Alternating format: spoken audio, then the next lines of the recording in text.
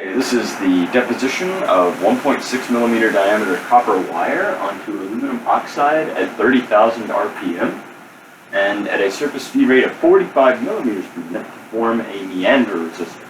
We're doing this at an XZ feed ratio constant of 80. So without further ado, I'm going to start the spindle and start the deposition.